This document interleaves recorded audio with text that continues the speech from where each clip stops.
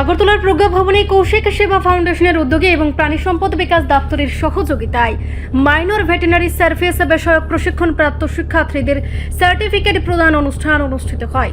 অনুষ্ঠানে প্রধান অতিথি হিসেবে উপস্থিত ছিলেন প্রাণী সম্পদ বিকাশ দপ্তরের মন্ত্রী সুধাংশু দাস। এছাড়াও উপস্থিত ছিলেন দপ্তরের সচিব দীপা নায়ার, অধিকর্তা ডক্টর নীরজ কুমার চঞ্চল, কৌশিক সেবা ফাউন্ডেশনের পক্ষ থেকে অধিকর্তা ডক্টর যোগীরাজ দত্ত এবং সভাপতি ডক্টর জি.কে. বামানিয়া। অনুষ্ঠানে প্রায় 250 জন প্রশিক্ষণপ্রাপ্ত শিক্ষার্থীর হাতে শংসাপত্র তুলে দেন অতিথিবৃন্দ। 1 বছরের এই প্রশিক্ষণের মাধ্যমে শিক্ষার্থীরা আগামী দিনে প্রাণী চিকিৎসা, টিকাকরণ ও পশু স্বাস্থ্য পরিষেবার কাজে গুরুত্বপূর্ণ ভূমিকা পালন করবে বলে জানান অতিথিরা। মন্ত্রী সুধাংশু দাস বলেন, রাজ্যে প্রাণী সম্পদের উন্নয়ন এবং গ্রামীণ এলাকায় পশু চিকিৎসা পরিষেবা আরও শক্তিশালী করতে এ ধরনের প্রশিক্ষণ অত্যন্ত গুরুত্বপূর্ণ। তিনি প্রশিক্ষণপ্রাপ্তদের ভবিষ্যতের জন্য শুভেচ্ছা জানান। অনুষ্ঠানকে ঘিরে প্রশিক্ষণপ্রাপ্তদের মধ্যে ছিল ব্যাপক উৎসাহ ও আনন্দের পরিবেশ। উদ্যোগে আমাদের এই রাজ্যে যারা সদ্য মাইনর ভেটেরিনারি সার্ভিসের প্রশিক্ষণ কমপ্লিট করেছে, প্রায় আমরা 1 বছরের সময়ে তাদেরকে বিভিন্ন টেকনিক্যাল বিষয়ের উপর ট্রেনিং দেওয়া হয়েছে।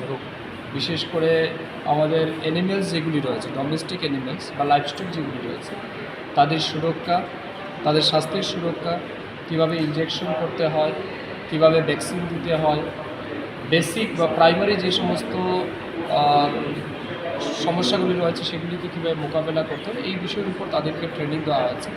এই ট্রেনিং দেওয়ার মূল লক্ষ্য একটাই, আমরা দেখেছি বিশেষ করে এই যে সেক্টরটা, এটা একটা অনেকটা টেকনিক্যাল সেক্টর।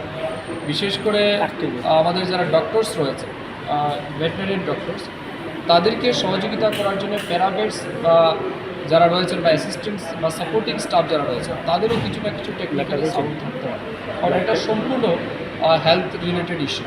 তো সেই জায়গাতে তাদেরকে প্রশিক্ষণ দেওয়া এবং আগামী দিন যখন আমরা ডিপার্টমেন্টে রিক্রুট করব, বিশেষ করে ARDA আমাদের রিক্রুটমেন্ট হবে, তখন আমরা তাদেরকে প্রায়োরিটি দেব, যাতে তারা প্রায়োরিটি বেসিসে কাজ করতে পারে, সুযোগ পায় ডিপার্টমেন্টে।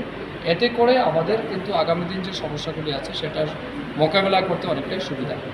কর্মসংস্থান মূল উদ্দেশ্য একটাই, চাকরি নাও পায় তবুও কিন্তু তাদের একটা স্কিল হয়ে গেল, তারা এক ট্রেনিং নিল। তারা কিন্তু আপনারা দেখেছেন গ্রামে গ্রামে এমন অনেক লোক আছে যারা ইনজেকশন দেওয়ার জন্য টাকা পায়, এমন অনেক কুয়াক বলি যাদেরকে আমরা।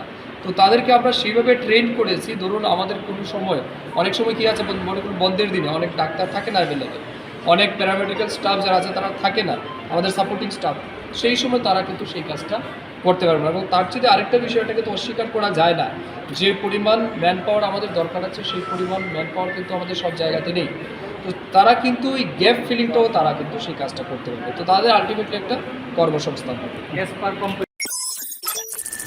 রিপোর্ট সংবাদ প্রতীক্ষা।